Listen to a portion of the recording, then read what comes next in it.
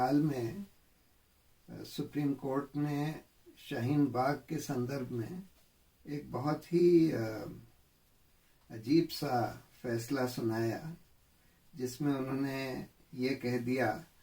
कि प्रोटेस्ट करने का हक सड़कों पर नहीं है और पुलिस जो है वो डेजिग्नेट कर सकती है, बता सकती है कि कहाँ कहाँ प्रोटेस्ट हो सकता है, किन जगह प्रोटेस्ट हो सकता है और वहीं पर प्रोटेस्ट होना चाहिए।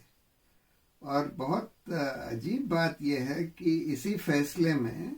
सुप्रीम कोर्ट ने एक पुराना संविधान पीठ का 5 जजों का एक फैसला कोट किया है, हिम्मत लाल शाह, जो 70 के दशक में दिया गया था, जिसमें सवाल ये उठा था कि क्या पुलिस प्रोटेस्ट डिनाई कर सकती है, प्रोटेस्ट की परमिशन डिनाई कर सकती है किसी पब्लिक पार्क में।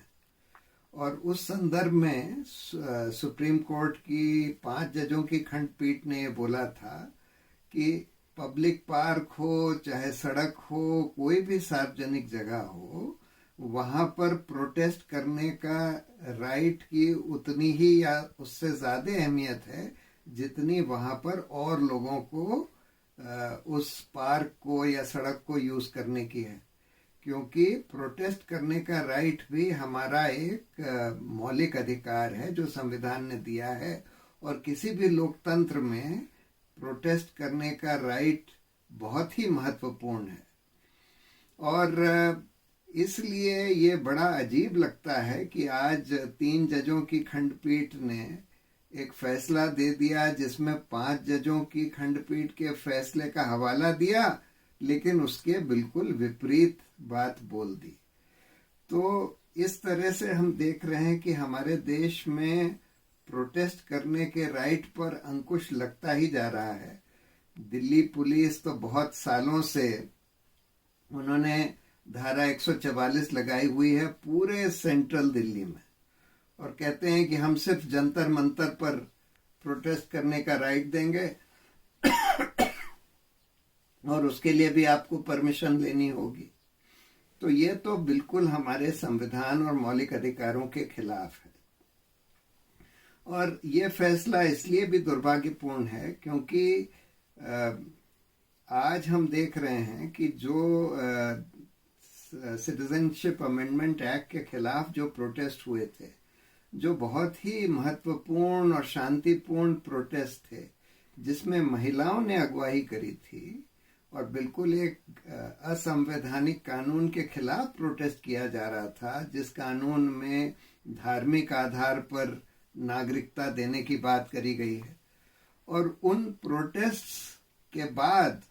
भाजपा के नेताओं ने वहां दंगे भड़काए और दंगे करवाए गए, और आज दिल्ली पुलिस उस दंगों की जांच के जरिए जो लोग बिल्कुल शांतिपूर्ण तरीके से प्रोटेस्ट कर रहे थे, उन लोगों को चार्ज कर रही है, अरेस्ट कर रही है, और जिन लोगों ने साफ साफ वीडियो पर दंगे भड़काए थे उनके खिलाफ कोई एक्शन नहीं ले रही है। और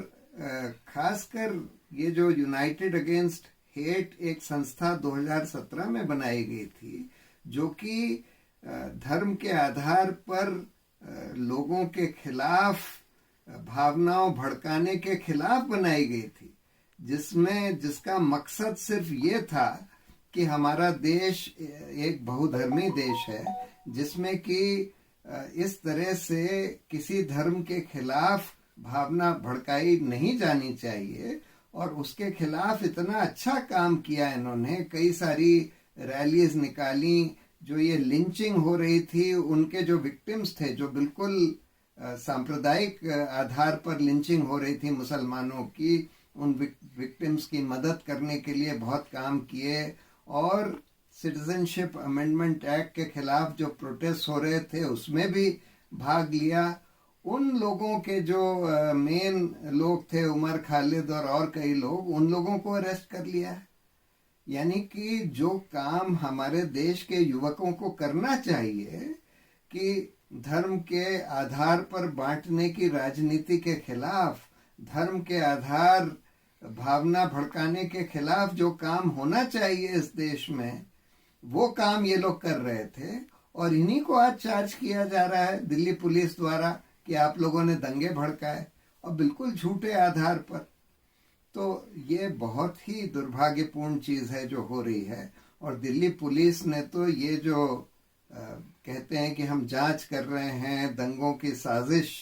की, लेकिन ये तो जांच ही एक तरह की साजिश बन गई है। बिल्कुल बेकसूर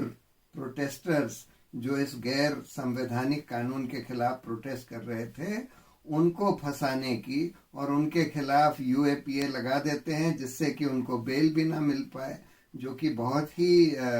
ड्रैकोनियन कानून है, जो इसलिए बनाया गया है, कायदे से तो टेररिस्ट के खिलाफ बनाया गया था, लेकिन आज हम देख रहे हैं कि जो भी सरकार के खिलाफ या सरकार की नीतियों के खिलाफ प्रोटेस्ट करते हैं, उनको फंसाने के लिए इस्तेमाल किया जा रहा है। लेकिन अब ये जो दिल्ली पुलिस की साजिश है, अब ये एक्सपोज होती जा रही है। और मैं तो दिल्ली पुलिस से आग्रह करूंगा कि अभी भी सुधर जाइए,